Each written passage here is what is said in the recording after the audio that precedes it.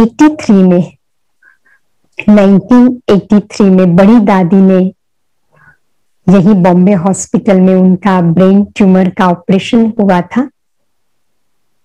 तब भी अव्यक्त बाप दादा की यहाँ पधरामनी हुई थी और बड़ी दीदी से बाप दादा मिलन मुलाकात करके गए थे। 2 बार बाप दादा की पधरामनी हुई थी और उसके बाद तो बाप दादा का रथ यहां से ठीक होकर के मधुबन आया था। हम सभी ने 3 टर्न में मुलाकात की थी और लास्ट मुरली बाबा ने चलाई थी 31 दिसंबर 2017, जिसमें बाबा ने कह दिया था कि ये अंतिम समाप्ति वर्ष है। ड्रामा का वो राज हमें पता नहीं था, लेकिन उसी समय दादी जी फिर से जनवरी मास में तबीयत बिगड़ गई, बॉम्बे आई। नीलूबेन कहती थी कि शायद तभी ही दादी जी ने मधुबन से विदा ले ली थी। फिर तो काफी नाजुक तबीयत हुई थी, दादी जी वेंटिलेटर पर थी और तब दादी जी को यहाँ की सेफी हॉस्पिटल में लाया गया। ये भी एक बड़ा वंडरफुल राज है जो मैं आप सभी से शेयर करना चाहती हूँ। दादी जी की कंडीशन ऐसी थी कि आईसीयू में अकेला दादी जी को रखना पड़े, इन्फेक्शन नहीं लगे। कोई बॉम्बे की हॉस्पिटल ऐसी नहीं है जहां सेपरेट आईसीयू हो। सेफी हॉस्पिटल जो बोरियो की हॉस्पिटल है, जो गामदेवी सेंटर के नजदीक है, उनके डायरेक्टर आदि बहुत संपर्क में थे बाबा के घर से। वहां हमने देखा तो वहां एक रॉयल सूट बना हुआ था जो उन्होंने अपने गुरु के लिए खास बनाया था। रॉयल सूट माना राजाई, जिसमें सेपरेट आईसीयू था और अलग पेशेंट का रूम, गेस्ट का रूम, किचन और सागर के किनारे पर। जब हमने वो देखा तो लगा ये बराबर भगवान के रथ के लिए ही भगवान ने बनाया हुआ है। दादी जी को वहां शिफ्ट किया और 15 दिन में ही दादी जी को वेंटिलेटर से बाहर ले आए। 2.5 मास दादी जी हॉस्पिटल में रही, लेकिन वहां का स्टाफ, डॉक्टर्स इतनी दिल से सेवा की। उसके बाद बाबा का रथ फिर से सेंटर पे आया। तब से एक अलग तपस्या काल शुरू हो गया। 2018 से लेकर हमें याद है 2018, 19, 20, ये 3 साल बाबा का रथ यहां पर था। हमने जो पर्सनली अनुभव किया कि इसमें कई गहरे राज थे। दादी जी ने अपनी तपस्या किस प्रकार से की। हम हमेशा दादी जी को ब्रह्मा बाबा के साथ कंपेयर करते थे। ब्रह्मा बाबा ने अपने तपस्या काल में, अंतिम समय में कैसे एकांत में अंतर्मुखी होकर बाबा की याद में मगन रहते थे, बराबर दादी जी ने वैसी तपस्या का आरंभ किया। पहले दादी जी फिर भी सबसे कुछ 1-2 वाक्य बोलती थी, मिलती थी। बहुत कम आत्माएं अलाउ करते थे क्योंकि दादी जी की तबीयत नाजुक थी। फिर दादी जी ने ओम शांति बोलना शुरू किया और फिर अंत में सिर्फ दृष्टि दादी जी देती थी और वो इतनी पावरफुल दृष्टि थी कि जो भी आते थे यहां पर सबको लगता था, कहते थे हम दादी जी को मिलने जा रहे हैं। मिलने के बाद कहते थे हमने बाप दादा से मिलन किया। ऐसी दादी जी अखंड तपस्या में थी। फिर तो हमें याद है कि दादी ज्यादा दृष्टि भी नहीं देती थी कुछ एक सेकंड, लेकिन वो कुछ एक सेकंड्स की दृष्टि भी इतनी पावरफुल थी। कई बार दादी जी से पूछते थे, दादी जी यज्ञ में ये हो रहा है, क्योंकि यज्ञ से बुलावे बहुत आते थे, 2 सीजन गई ना। दादी को पूछते थे, दादी जी मधुबन जाएंगे? दादी जी कहती थी अभी नहीं, मैं बताऊंगी। कभी दादी जी कहती थी मैं बाबा से पूछूंगी। कोई ना कोई प्रकार से दादी जी ने यहां से कहीं भी जाने का टाला। हालांकि हमने बहुत कोशिश की मधुबन ले आने की, लेकिन उनके पीछे ये राज था कि दादी अपने आप को संपन्न बनाने की तपस्या में थी। वंडरफुल अनुभव की गाथाएं अगर सुनाने जाऊं तो समय की सीमा है हमारे सामने, लेकिन बेहद सेवाएं की दादी जी ने। कभी दादी कहती थी कि बस अब एवर रेडी हो जाओ, बोलती थी थोड़ा थोड़ा। कभी दादी जी कहती थी बहुत घमसान है, अभी तो बहुत शुरुआत हो रही है, अचानक सब होना है, अब अपने आप को साक्षी बनाना पड़ेगा, अब एवर रेडी हो जाओ, बस आना और जाना। लास्ट में दादी ने कहा था अब तो परिवर्तन ही परिवर्तन है। बस ऐसे 2 महावाक्यों में इतने गहरे राज थे। ये दादी जी के अंतिम महावाक्य थे। हमने जो पर्सनली दादी जी की दृष्टि में परिवर्तन देखा, लास्ट 1 साल मैं कई बार नीलूबेन को कहती थी कि नीलूबेन दादी जी की दृष्टि तो देखो, ये ऑर्डिनरी नहीं है, और ये दृष्टि में पिता का प्यार नहीं है, ये तो सदगुरु की दृष्टि लगती है। कभी कभी जो दादी दृष्टि देती थी, ऐसे लगता था कि इस दृष्टि को सब नहीं ले सकते हैं। ऐसी पावरफुल और स्ट्रिक्ट, जैसे ऑफिशियल रूप हो बाबा का। ये परिवर्तन हमने लास्ट में देखा। फिर तो दादी जी एकांत में रहा करती थी। ऐसे वाइब्रेशंस होते थे कि पांडव भवन है, सब साइलेंस में बातें करते थे। हम नीचे फर्स्ट फ्लोर पे बहने रहती, दादी जी सेकंड फ्लोर पे। लॉकडाउन था लास्ट ईयर का, वंडरफुल अनुभव था। हम एक फ्लैट में 10-11 बहनें रहती थी, क्योंकि बाहर आना जाना नहीं था, तो जो भाड़े पे फ्लैट्स थे वो निकाले, और दादी का पूरा 10 जनों का स्टाफ था, नर्सिस और बहनों का। हम सब एक फ्लैट में नीचे रहते थे, ऊपर दादी जी। वो भी एक वंडरफुल एक्सपीरियंस था। और फिर दादी जी का दिसंबर मास, अचानक दादी जी की तबीयत धीरे धीरे और डाउन रहा करती थी। 9 दिसंबर को अचानक दादी जी की और तबीयत बिगड़ी, तो हॉस्पिटल ले जाना पड़ा।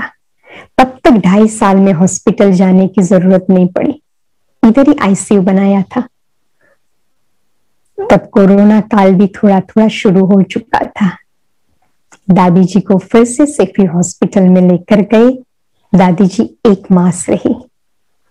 उस 1 मास में वंडरफुल सेवाएं हुई है, और दादी जी की स्थिति उपराम, शरीर की ट्रीटमेंट हो रही थी, अनेक डॉक्टर्स आते थे, मिलते थे, डिवाइन एक्सपीरियंस कर रहे थे, लेकिन दादी जैसे देह से उपराम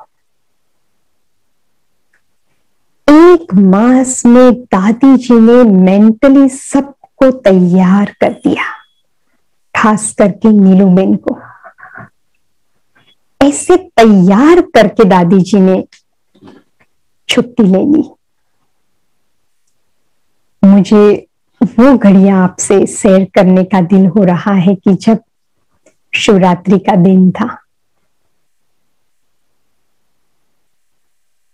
और दादी जी की तबीयत वैसे अगले दिन तक अप एंड डाउन तो हुआ करती थी, लेकिन फिर स्टेबल थी। सभी का फ्लैग होस्टिंग हुआ, हम भी सेंटर पर आए थे, बाबा का झंडा लहराया, भोग लगाया और अचानक फोन आया, दादी जी की तबीयत सीरियस है।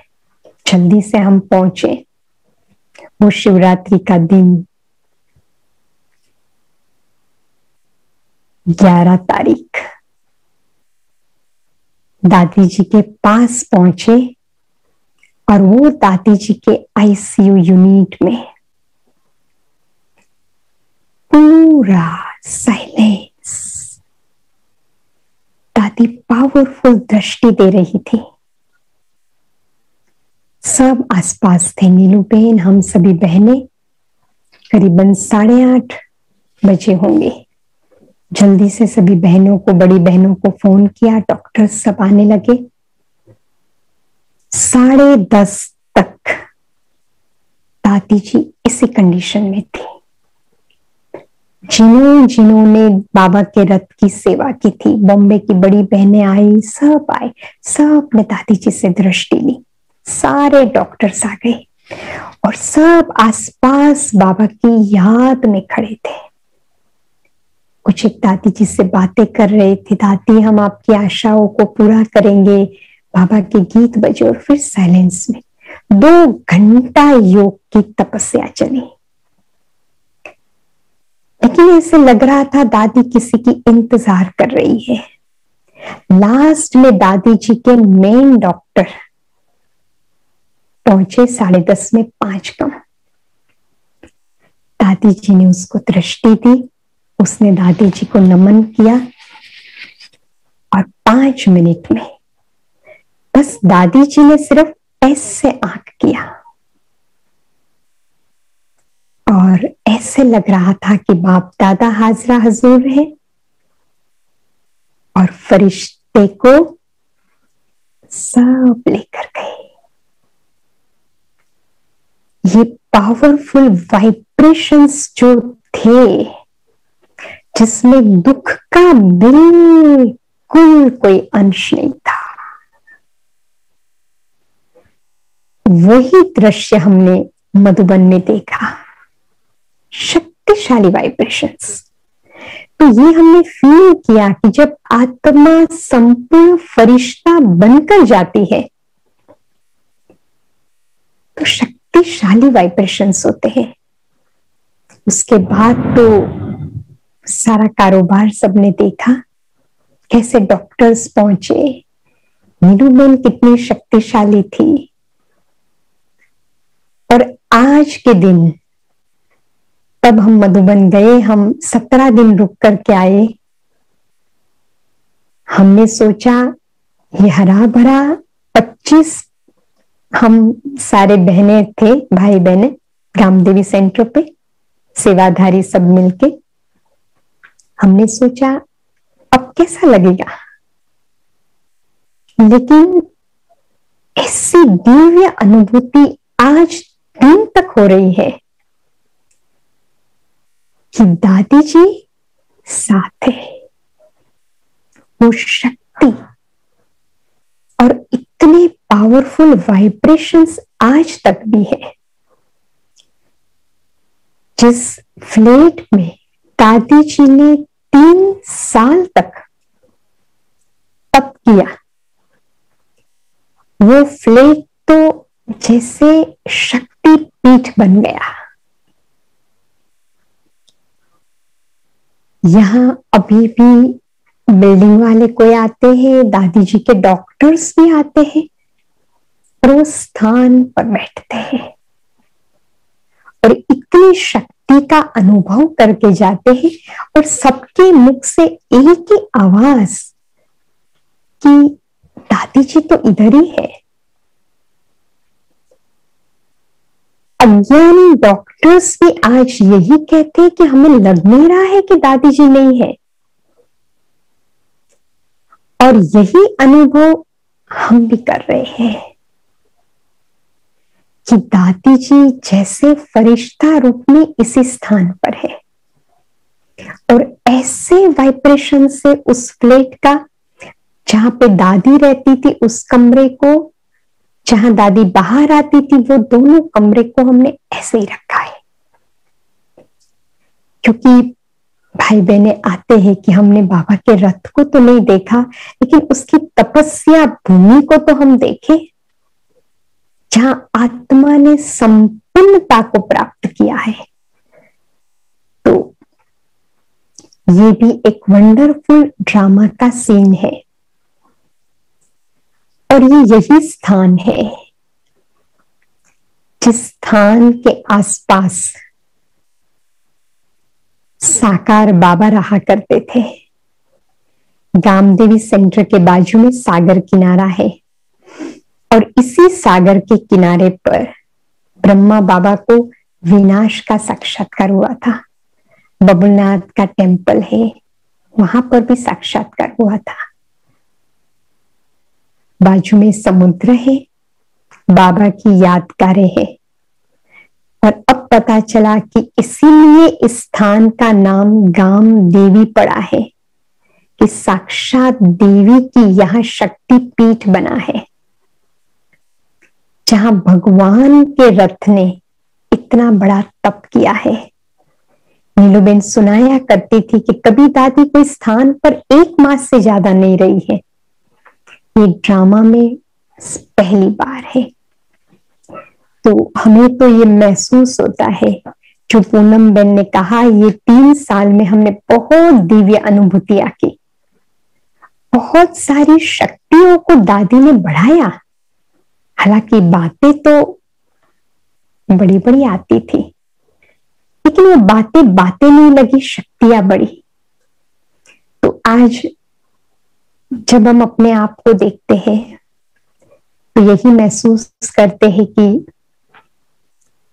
ये बाबा की दुआएं हैं, बड़ों की आशीर्वाद है, और समस्त ब्राह्मण परिवार के वाइब्रेशंस और सबकी दुआओं से आज बाबा की इस सेवा को और इस कार्य को निर्विघ्न रीति से हम सभी कर पाए।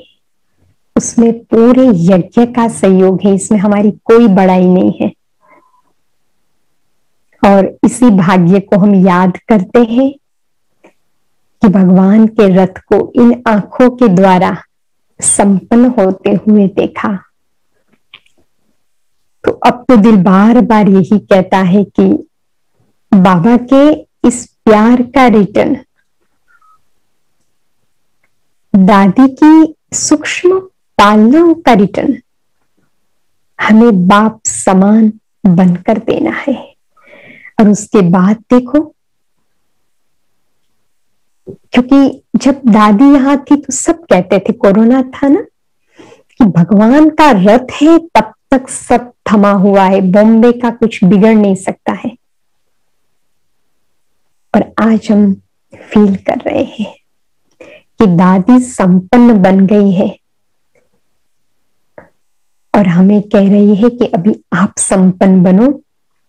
हालात तो कैसे बदल रही है, आज तो बॉम्बे का पूरा सिनेरियो चेंज हो गया है, चारों तरफ भय भय। और आप सब तो सुनते हो समाचार, लेकिन दिल अंदर से यही कहता है कि अब समय है हम सब ब्राह्मणों को बाप की पालना का रिटर्न देकर संपन्न बनना है। तो बस मुझे लगता है कि इससे ज्यादा और कोई तो अनुभव हो नहीं सकता है। इसलिए आज दादी जी के साथ का अनुभव आप सभी से शेयर किया। ओम शांति। Join power of Sakash. Please subscribe कीजिए power of Sakash YouTube channel and press bell icon ईश्वरीय महावाक्यों के लिए। महारथियों की पावरफुल क्लास और कमेंट्री सुनने के लिए। ओम शांति।